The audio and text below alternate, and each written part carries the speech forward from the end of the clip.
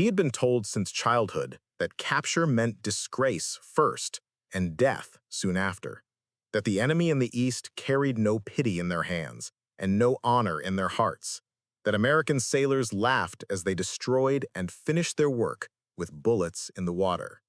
On posters and in lectures and in the cramped conversations of island life, the story repeated itself until it felt less like rumor than weather. If the Americans came, they would bring a harvest of humiliation. So when Ota Iguero, 26 years old, a tailor by trade and a conscript by circumstance, stepped aboard the inter-island steamer that summer to travel the waters between Yap and Palau, he carried those words the way a man carries a concealed blade, close enough to touch, sharp enough to draw a little blood even before it is used. The sea in July 1944 had a tired shine to it, a sheet of hammered tin beneath the sun, and the ship, recorded in ledgers as Tai Ae Taime Maru, worked her way across the lanes that now belonged less to merchants than to predators. The passengers were a mix, officials shuttling between stations, laborers and students and clerks, two women traveling with only the sea for witness, and a scattering of soldiers whose uniforms could not make the hull any thicker. Already the Pacific had changed. Routes once safe were now a lattice of risk, and beneath the surface moved an unseen geometry of steel. Men on deck spoke in low voices of submarines, of wakes that appeared where no ship should be, and of the silence that sometimes followed a torpedo, the silence that signaled the end had gone as planned. The warnings were more than gossip. Across the theater, American submarines had been cutting the arteries of transport and supply, and their captains were learning the rhythm of these waters as surely as fishermen know reefs. Somewhere inside that pattern, USS Albacore, SS-218, was hunting. She was not a myth to the men who read war reports. She was a name with a record and a crew drilled into reflex. Her presence carried the cold promise of mathematics: range, speed, angle on the bow, the probability of a hit. Yet to the passengers of the Tai Maru, she was still the ghost of a warning, a shape you fear before you see it. Oda's expectations were not his alone. Propaganda was never satisfied with the mind of one man. It wanted the air itself, so that even the doubtful breathed it in. He remembered the stark language of official bulletins, the exaggerated crimes attributed to Americans, the caricatures that stripped faces of humanity and left only teeth and appetite. He had not met an American, but he had learned to hate in the absence of proof, and to distrust even the instinct to ask for it. The war had trained him to fill silence with answers that required no evidence. Toward midday, the sea offered its first omen, a wake where none should have been, a thread drawn too straight across the moving fabric of the water. Lookouts stiffened, voices sharpened, and then came the sounds that reduced distance to nothing. The sudden thud of alarm in a man's chest, the shouted directions that try to turn panic into action, the first concussion that rearranges the horizon. What Oda would remember was not one explosion, but the totality of impact. The way the ship changed character in an instant from conveyance to testimony. Timber groaned, metal coughed and clanged. Somewhere a kettle overturned, so that in the midst of panic there was the foolish smell of scalded tea. The mind seeks a story it already knows when terror arrives, and his mind obliged. Americans do not take prisoners. Americans leave survivors to drown. If you are seen, you are targeted. If you are captured, you are degraded. The phrases returned with the certainty of script. He clutched the rail as if it were proof that something still held, but the deck had taken on that treacherous angle familiar to anyone who has seen a ship wound past healing. Orders rippled. Some men froze.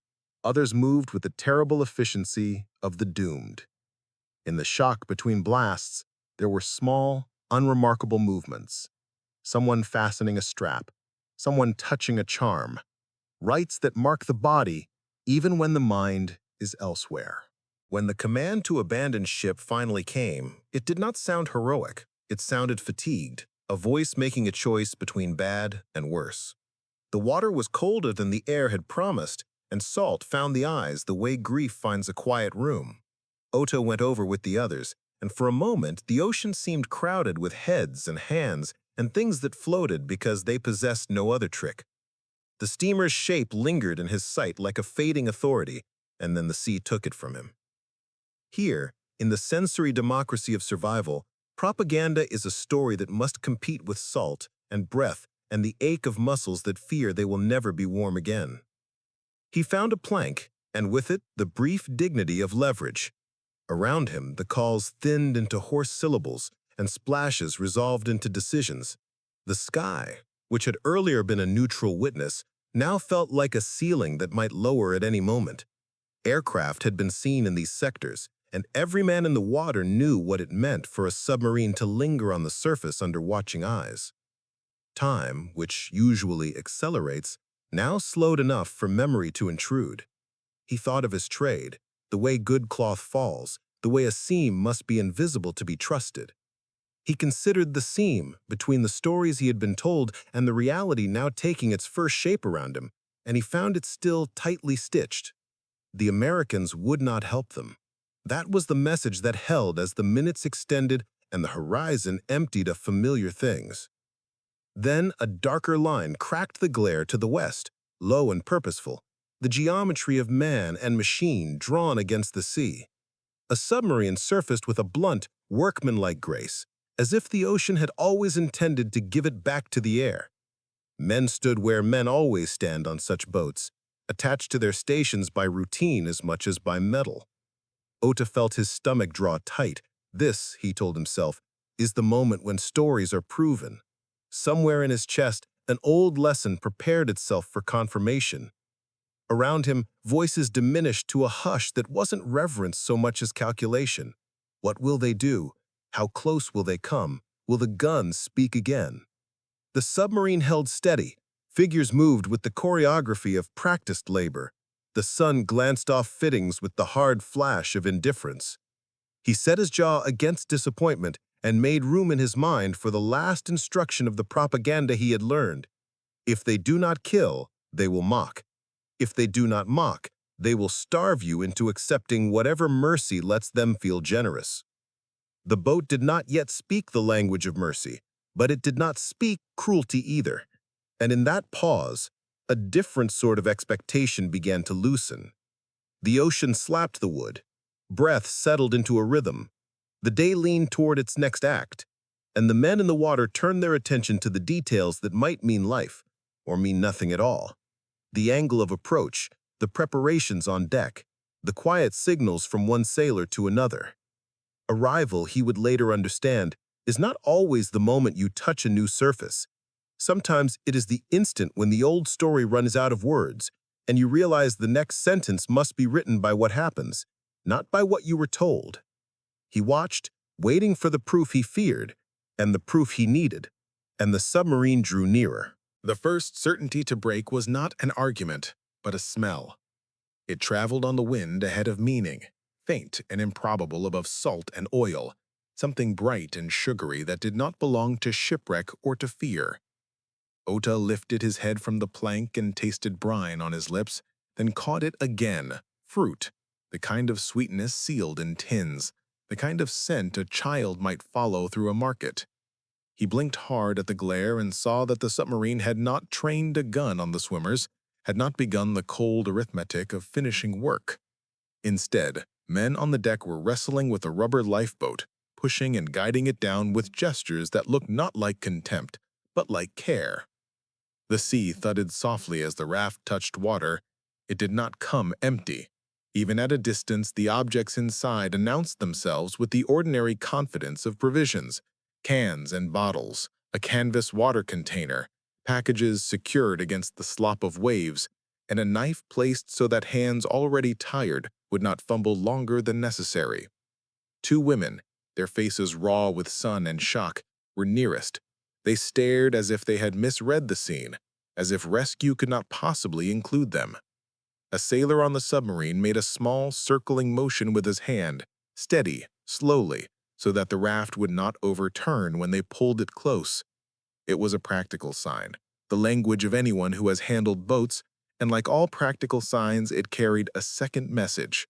We intend for you to live long enough to use this. Ota listened for the countermanding sound of aircraft, for the growl that would press the submarine back under the skin of the ocean and end this experiment in mercy. But the sky remained only a blazing lid, and the sea resumed its old work of keeping bodies afloat or letting them go. The women reached the raft. One of them, fingers split at the nails, lifted a bottle and looked to the sailors for permission she did not need. A nod came, quick and firm, and she drank with the convulsive gratitude of someone who has learned how thirst decides. Water ran down her chin and into the salt. She coughed and tried again. The other woman opened a can with the knife, and at the first metallic hiss, a scent rose that made Ota's mouth flood with a new kind of ache. Fruit juice, not imagined, not remembered, but near enough for the air to carry it, moved across the sunlit space between enemy and declared itself stronger than rumor. The sweet tang unsettled him more than the torpedoes had, because it suggested a world where the American hand could lift rather than strike, where a ration shared across a dangerous distance might be judged more urgent than a lesson in dominance. He had been prepared to hate a face, but he had not been prepared to receive flavor as evidence. On the submarine, men continued with their workmanlike precision, launching lines, turning the raft gently, keeping watch along the horizon for threats that would make kindness lethal. Nothing in their movements advertised benevolence. They were simply competent, and competence here meant putting calories and water where despair had taken their place. When the raft had been steadied for the women, the sailors shifted attention to the scattered survivors, among them Ota, whose arms burned with the slow fire of fatigue. A line slipped toward him, a dull rope made beautiful by its promise. He caught it with the clumsy determination of a man arguing with his own weakness, and felt, hand over hand, the astonishment of being included. The submarine's hull, close now, smelled of diesel, heated paint, and old metal. The scent crawled into his throat, familiar in the way of workshops and engines, reassuring because reality, unlike ideology, leaves residue. A voice above him said something he did not understand, and then the tone communicated anyway. Encouragement without excess, a note used by people who know that panic wastes oxygen. On deck, the light hit him like a verdict. Heat radiated from the plates, and everything seemed too bright, as if the sun had been sharpened.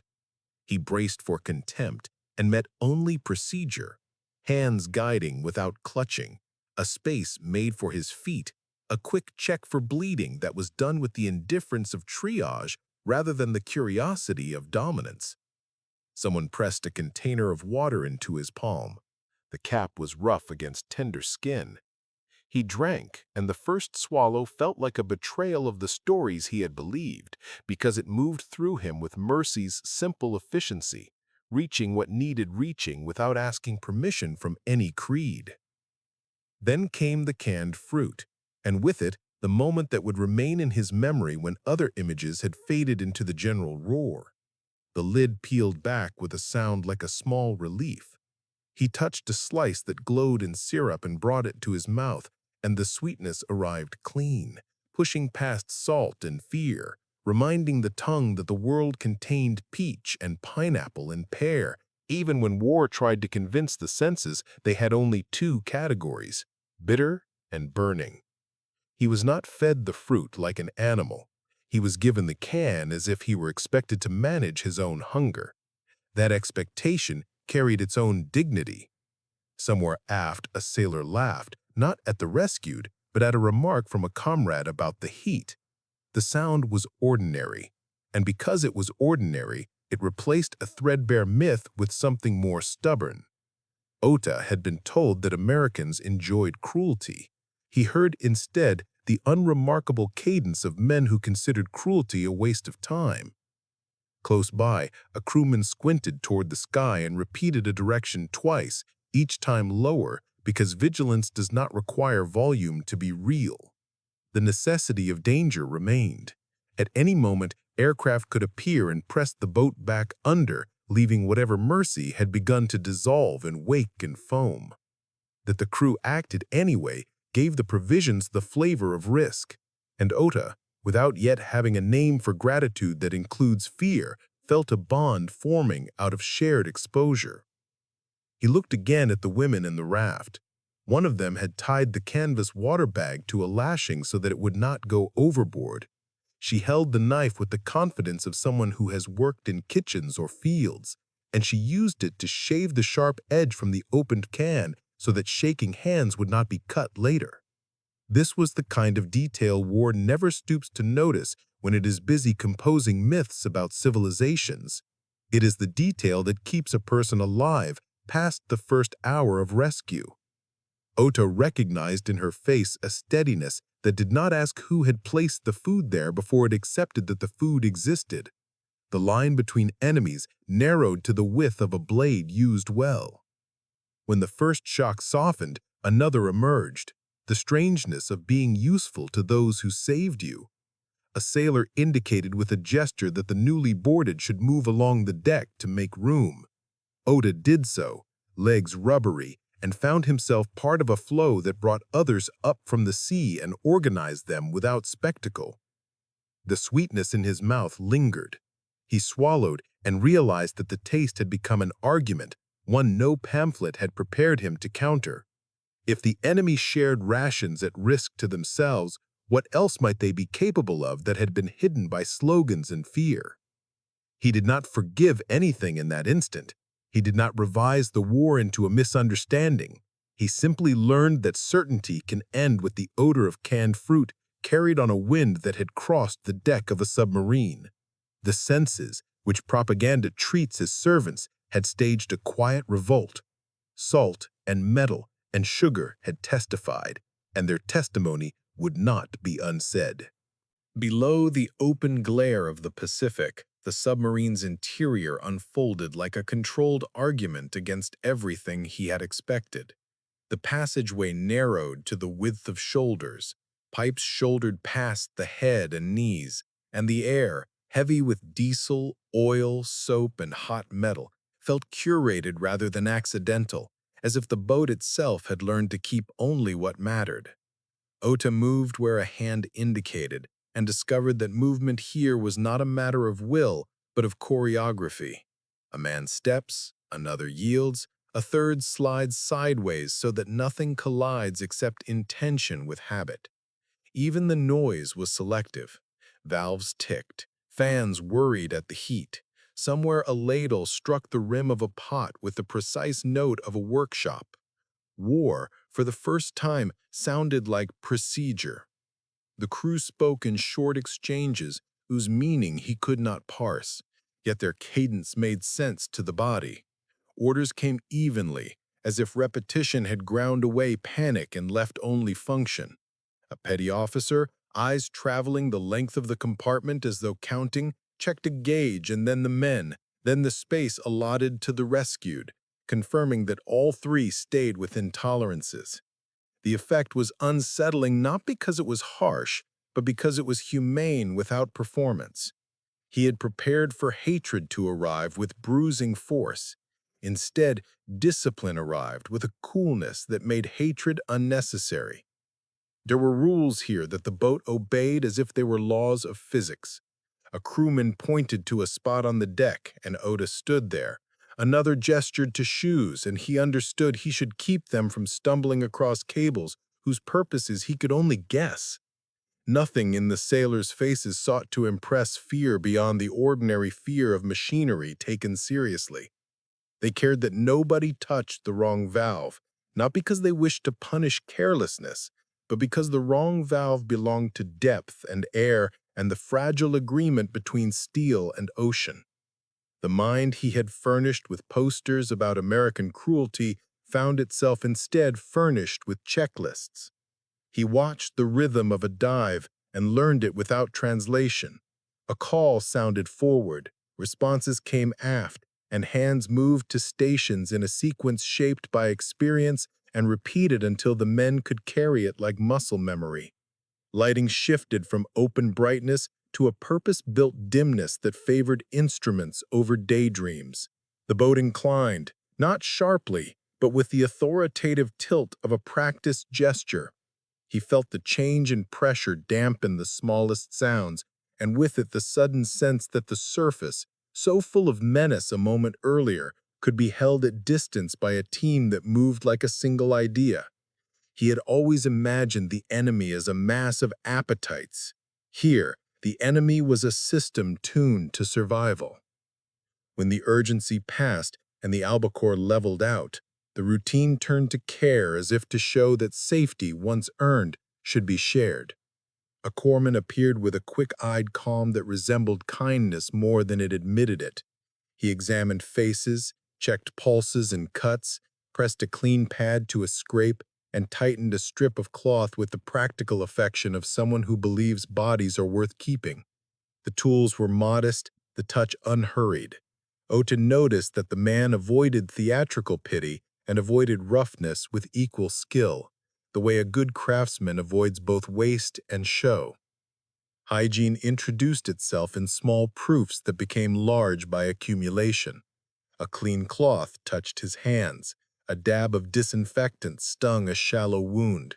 A crewman mimed the motion of wiping salt from eyes with fresh water rather than with fingers that would grind the sting deeper.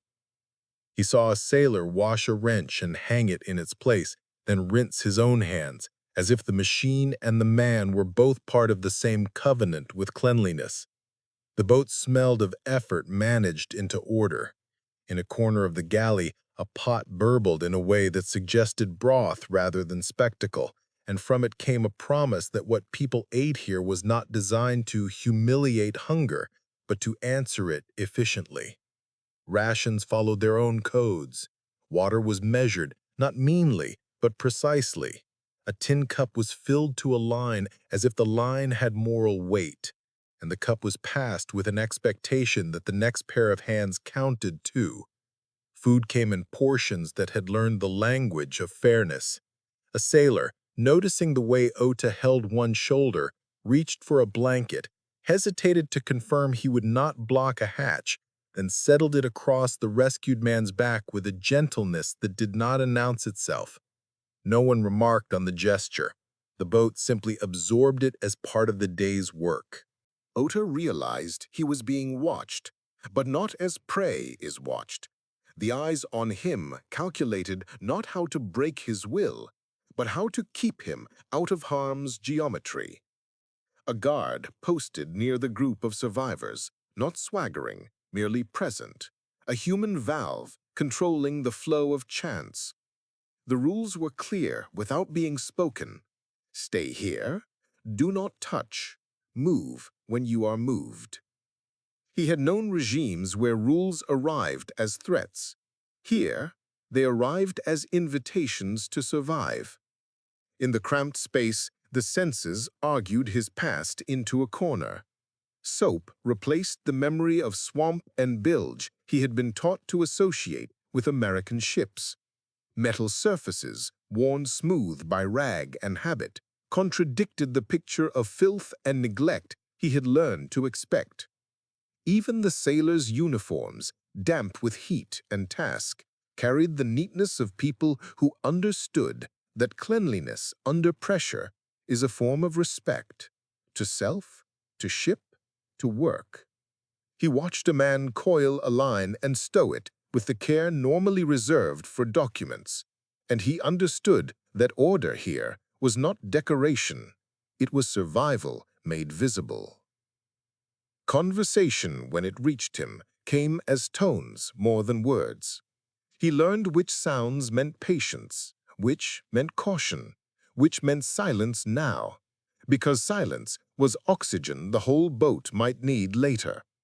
A young crewman, perhaps no older than some of the students pulled from the water, handed Ota a mug, whose steam rose with a faint smell of something brewed to wake the bones, and when Ota's hands trembled, the boy steadied the rim without embarrassment, like a man correcting a line of figures. The gesture made room for dignity without naming it. He had expected humiliation to arrive with the flourish of a victor. Instead, humility arrived as routine, 1,000 small acts that made a submerged cylinder into a home for as long as the ocean permitted. He thought of the women in the raft and of the provisions left bobbing on a surface now somewhere above their heads. The logic of that earlier mercy had felt improbable in sunlight. Down here, it linked seamlessly to the logic of the boat itself. If a crew will keep its tools clean and its ropes coiled and its air counted, it will also keep human life where it can, because waste offends more than morality. It offends the habit of care. A sounder pinged, a map unfurled in someone's mind, and the boat adjusted a fraction, the way a careful hand corrects a stitch before it becomes a rip. Ota stood where he had been placed and felt himself becoming a figure in their arithmetic. He was not friend, not yet.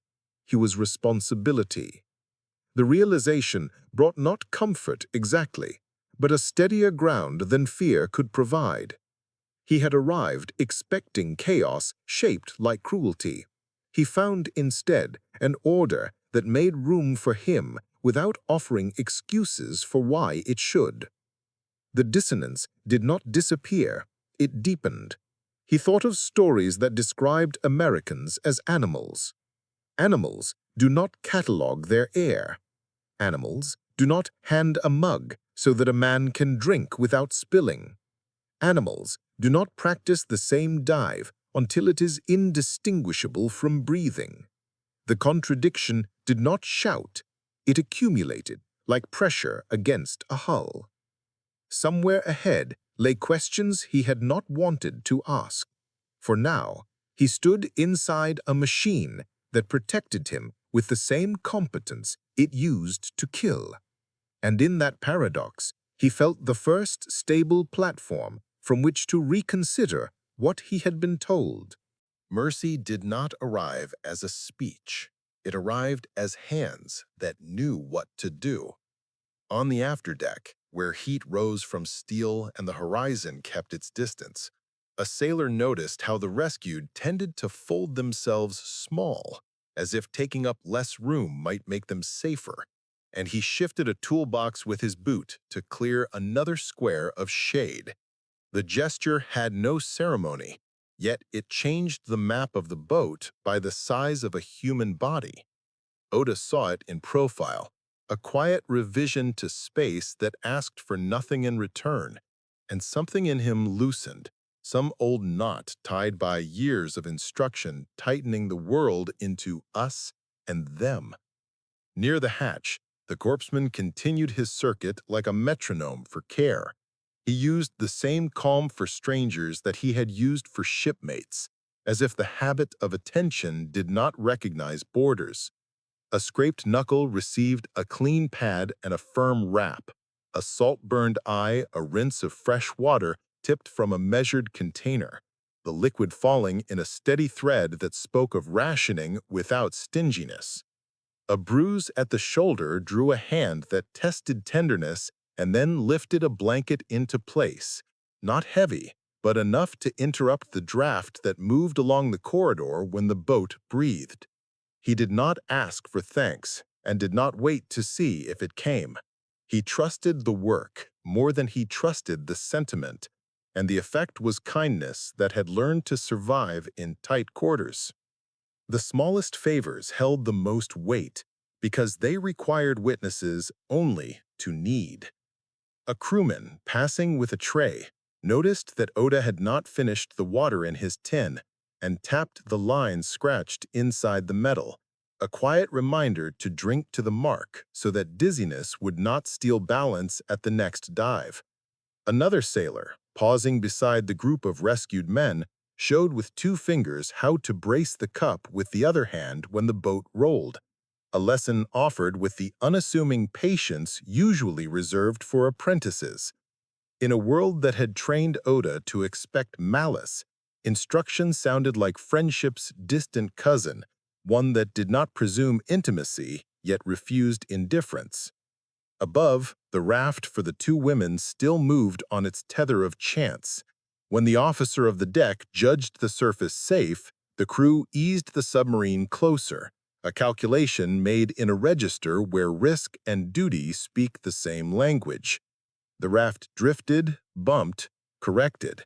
The canvas water bag darkened with use, the knife flashed once, and disappeared into the practical business of opening and trimming.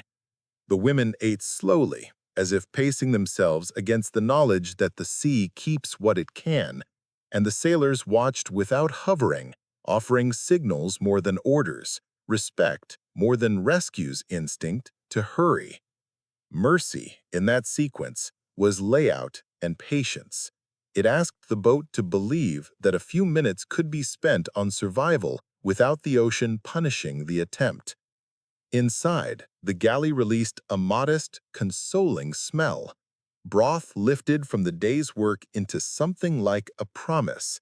A ladle met a metal rim with a regular ring, and bowls moved along a line of hands toward the rescued. The portioning careful, the heat tolerable, the surface filmed with the thin sheen that tells a hungry person they will not be mocked by emptiness. Ota cupped the bowl and felt the nerves in his forearms unclench. The first sip did not taste like triumph. It tasted like balance restored. Salt measured, fat scarce but present, warmth honest. Each element proof that someone had done arithmetic on his behalf. The boat's order folded these mercies into itself so seamlessly that they ceased to look exceptional. A guard stood nearby, posture easy but eyes working, his task not to menace but to keep probability from winning the day. He adjusted where the rescued sat so that no line could be tripped, signaled a pause when a passing sailor needed the space, and then let the quiet return.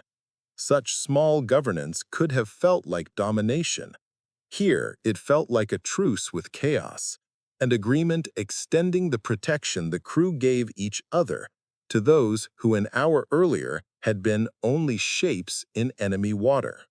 There were moments when language briefly bridged the gap, names exchanged without titles, places spoken aloud and left to settle. Yap, Palau, the names of harbors and villages, the syllables of families. A crewman held up a hand toward his own chest and said a short American town, the kind that sits on a river or by a rail line, and Ota repeated it, finding the sounds clumsy but not hostile. The men smiled not because they had found common ground, but because the attempt itself had the shape of civility.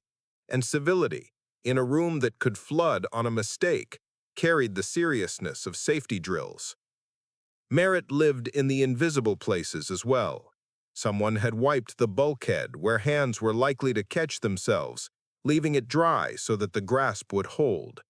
Someone else had tucked a spill rag under a valve to keep a drop from making a slip point. Another sailor, crossing the compartment, bent to lift the fallen spoon with the care that made it an emblem. Objects here did not take offense, but they demanded precision. And in meeting that demand, the boat continually practiced the posture of regard. It was the same posture that made room for strangers to sit, where strangers had never been intended to sit. On the surface, the raft inched toward rescue, and the sun, extravagant and indifferent, began its slow tilt. The officer timed the pauses, eyed the sky, and took what minutes the day allowed.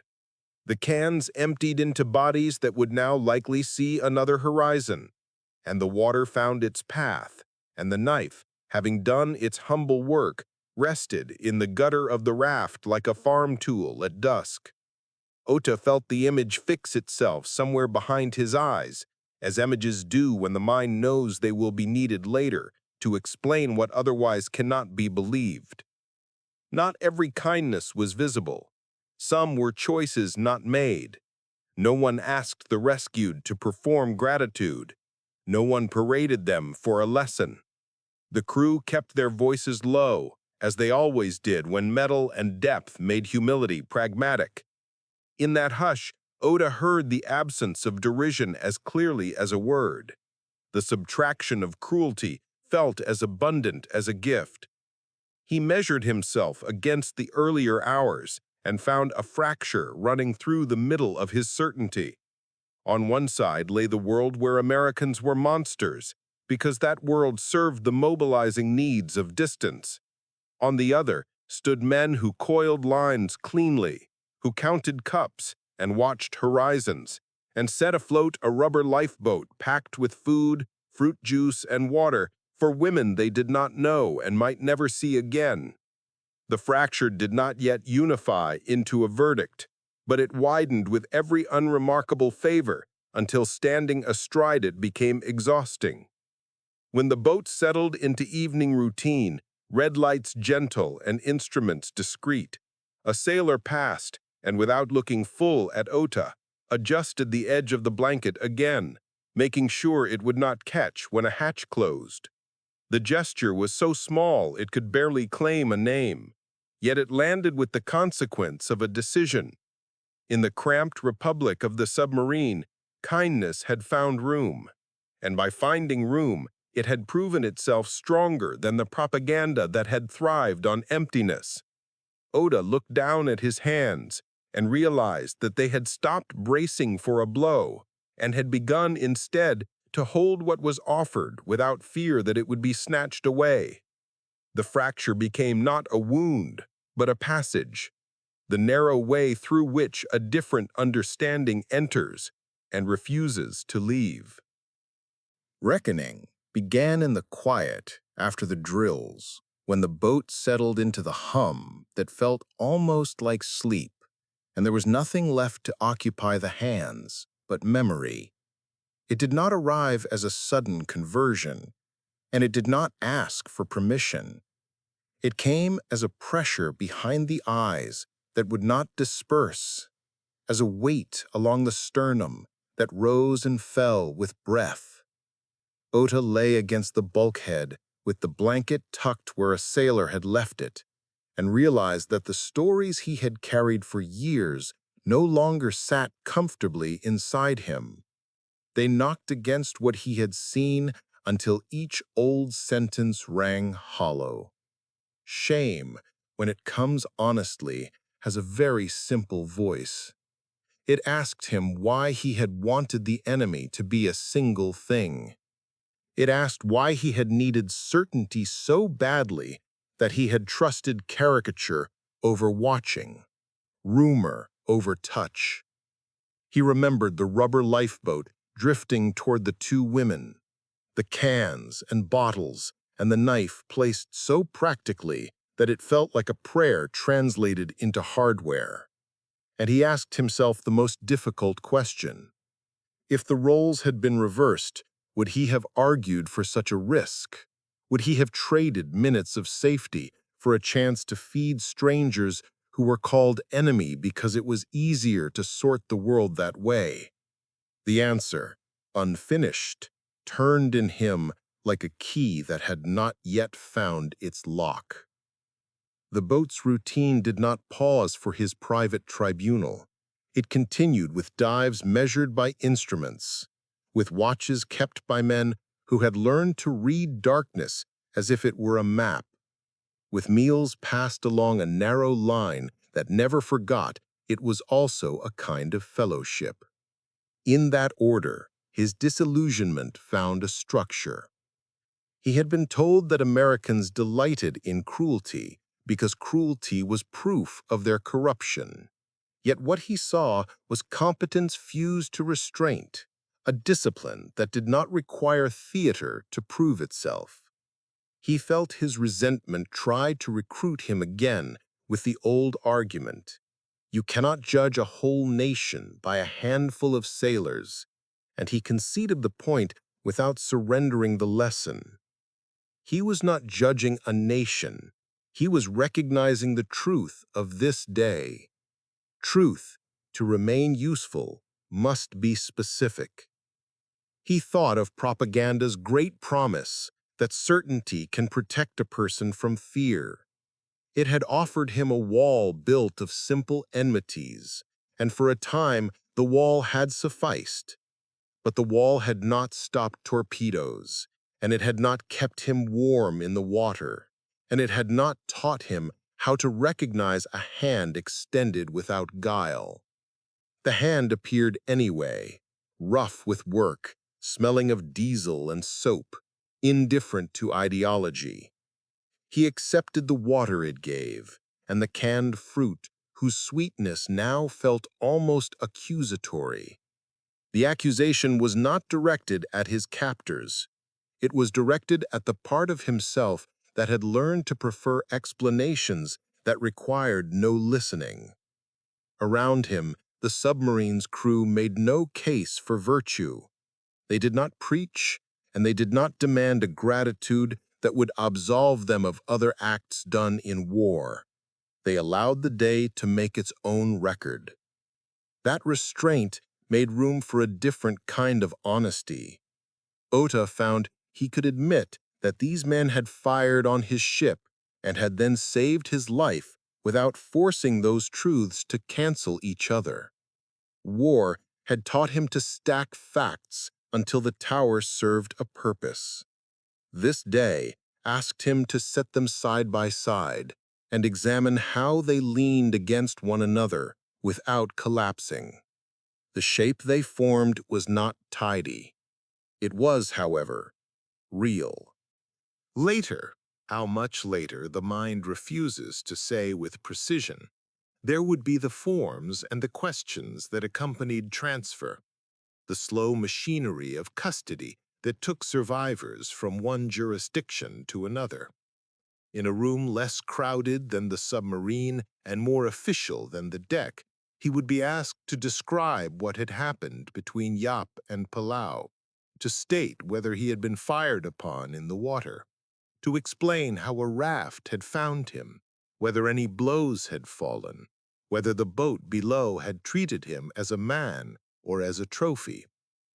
The answers would travel beyond the page toward arguments fought with diplomatic cables and counterclaims. He knew, even as he sat with the pencil, that words have careers of their own once they leave the mouth. He chose them carefully, not because he had been coerced, but because precision felt like the only form of respect he could offer to the day that had contradicted him. He wrote that he had been well treated aboard the submarine. He wrote that provisions had been given to those still adrift, including 2 women. He wrote that no one had been shot while in the water, and that the crew had handled him with a procedural kindness that asked for nothing but compliance in return. The admissions cost him more than he let the interrogator see. They demanded that he acknowledge not only what the enemy had done, but what he, Ota, had believed before experiencing it. In that sense, the testimony served 2 masters, the public need for a record and the private need for repair. Guilt threaded itself through the account, not as guilt for surviving, that would be a cruelty he would not permit, but as guilt for having wished the enemy monstrous so that his hatred might feel earned. He saw how the mind bargains with fear, offering other people's complexity in exchange for the security of a single story. On the boat, in the hours after rescue, he had watched a young sailor steady a mug so that a stranger's hand would not shake it empty, and he knew now that such steadiness had no place in the legend he had memorized. The legend, starved of oxygen, began to recede. He did not invent forgiveness for himself. Forgiveness is a long project, and war consumes calendars as readily as it consumes ships. What he allowed himself was accuracy. He allowed that accuracy to enter his recollections like clean water poured through a filter clogged by years of slogans. He pictured the officer of the deck measuring a window in the sky, picturing aircraft that might appear at any moment, and he understood that risk had been part of the ration he received. When he tried to place that understanding into the moral accounts he had been taught to keep, The columns refused to balance. Life does not enter ledgers neatly when mercy has interfered. On some later night, when the submarine was only a rumor again and the custody chain had carried him farther from the place of rescue, he lay awake and returned to the moment when the fruit's sweetness reached him on the wind. He realized that the turning point had not been the taste itself, but the recognition that his senses had told him a truth his beliefs could not accommodate. From that recognition grew a modest vow. Whenever possible, he would trust witness over hearsay and experience over the solace of easy certainty.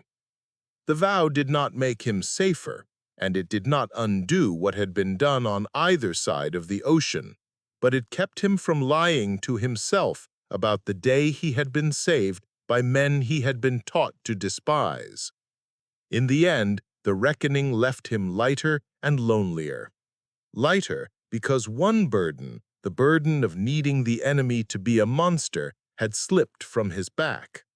Lonelier because he knew that many would not wish to hear the story as he had lived it, preferring the clean edges of hatred to the awkward contours of mercy.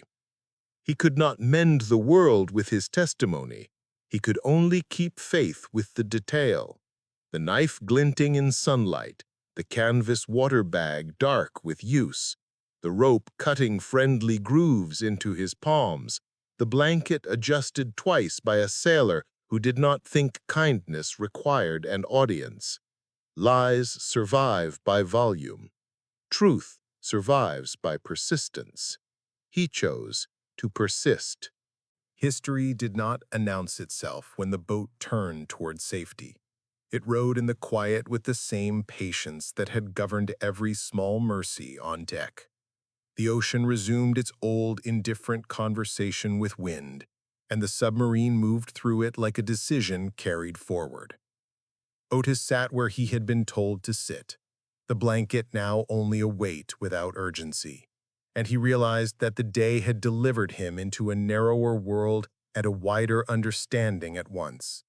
It had narrowed him to the facts he could vouch for: the rubber lifeboat and its food, fruit juice, and water, the measured hands, the steadiness of men who refused spectacle. It had widened him to the possibility that enemies can be exact in their violence and exact in their decency, sometimes within the same hour, and that truth, like seamwork, is strongest where it is least visible. The submarine's life flowed around him, neither rejecting nor adopting him, simply continuing in the manner of well-practiced work. Watches changed with a subdued exchange of glances. Someone stowed a wrench and someone else checked a panel, and in the galley a spoon rang once and was quiet. The soundscape had become familiar, a low machinery of survival that left space for thought without letting thought wander into fantasy. Ota found himself counting breaths with the boat's rhythm, and in that counting there was a reconciliation of sorts.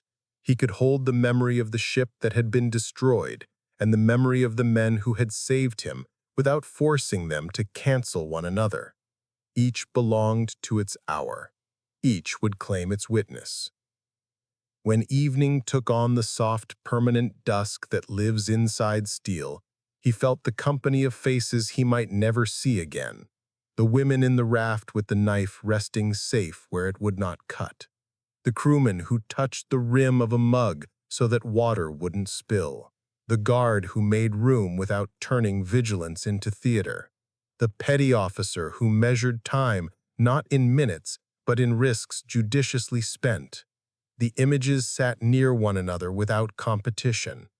He understood that he would need them later, not to win an argument, but to refuse a lie. It was not his task to absolve a nation or condemn it. It was his task, when memory grew thin from use, to thicken it with detail, so that forgetting would have to fight for every inch. Transfers and papers would follow. He would learn the geography of custody, names of harbors that sounded like punctuation, camps whose fences kept order rather than rage, rooms where pencils made small, consequential scratches. His account would be taken down and would travel, as accounts do, beyond his reach. Between Yap and Palau, July 1944, 5 survivors brought aboard. Provisions left for 2 women. Treatment aboard excellent. No firing on swimmers. The words would become part of a correspondence larger than his life, a rebuttal to claims that sought to turn the ocean into a courtroom where only one outcome was permitted. He would be moved again, and in the course of that movement, the day would harden into testimony, and testimony, in time, into history. Some truths arrive only after a distance is placed between the moment and the meaning. Months later, and then years, Ota would hear that the USS Albacore, SS-218, did not return from patrol, lost with all hands before the year had ended, and in that knowledge, the day of his rescue took on the contour of a relic saved from the fire. Ordinary in its materials, irreplaceable in what it proves. Mercy given by men who would not live to repeat it remains mercy. It extracts nothing from the ledger to make itself easier to hold. He felt grief unfamiliar in its direction, not the grief that claims a house and a name, but the grief that recognizes a duty fulfilled under the pressure of time. The boat had enforced a code that day, and the code was simple. Do what you can for those who are drowning, then disappear into the work again. He carried forward less certainty and more conviction. Certainty had made him obedient to a single story. Conviction taught him to keep several truths alive at once. He could say that Americans destroyed his ship and that Americans preserved his life. He could recall the smell of diesel and the sweetness of fruit with equal precision. And he could admit that the first belonged to danger and the second to relief, and that together they describe a war fought by men rather than by monsters. He could name Yap and Palau, not as coordinates on a map used by strangers, but as waters where rumor surrendered to witness. Each admission cost him a little of the armor that had once felt necessary. Each left him more difficult to recruit for any cause that required him to ignore what he had seen. What then was the use of such a day? It did not shorten the conflict. It did not lift the dead. It did not spare him the long echo of suspicion that follows a man who refuses slogans. Yet it gave him a quiet that he recognized as strength. The quiet did not shout down hatred. It outlasted it. When later voices demanded simplicity, when they asked for the blunt tool of blame to do the delicate work of remembering, he returned to the deck where a canvas water bag darkened with use, and to the corridor where a blanket was adjusted twice, not because anyone was watching, but because attention had become a habit stronger than rage. He returned to the taste of canned fruit when the mouth still tasted of salt, and to the way the boat dove with the calm of a practiced breath, keeping beneath the surface not only the crew, but also the small, improbable cargo of mercy they had taken on. He did not resolve the war inside himself. No one does. He resolved only to be accurate, and accuracy turned out to be a form of healing. It made room for compassion without diluting danger, and it allowed gratitude to stand beside sorrow without asking either to apologize. The limits of hate, he learned, are not fixed by speeches or decrees. They are set again and again by ordinary decisions made under pressure. A hand offered without flourish, a ration set afloat at risk, a rule followed because life is safer when rules are kept. Where such decisions are made, Ideology loosens, and humanity resumes its slow, unremarkable labor. In the end, the day receded as all days do, leaving its work in him. He remembered the seam he had once prided himself on stitching perfectly, invisible and strong, and he chose to sew his story that way, true enough to hold, modest enough to pass unnoticed until called upon. When asked, he spoke of the submarine with the steadiness it had taught him, and when not asked, he said nothing, trusting that history prefers the voice of those who have seen to the chorus of those who only believe. The ocean kept its own counsel. The boat and its men kept theirs, and then were gone. What remained was the proof that even in a war devoted to efficiency and annihilation, there existed hours when strangers measured risk by another standard and found it worthwhile to share their rations. That is the quiet truth, and it is enough.